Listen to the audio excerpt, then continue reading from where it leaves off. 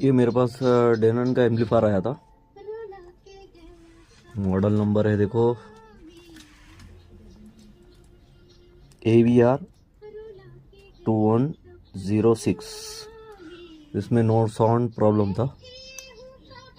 अब ये देखो ये परफेक्ट ओके हो गया। प्रॉब्लम नो साउंड का प्रॉब्लम था।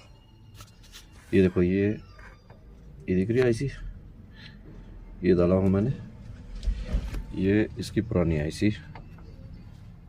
ये number AD 1837 AAS analog IC है।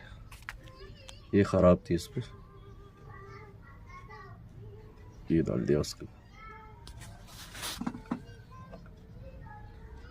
Thanks for watching. सब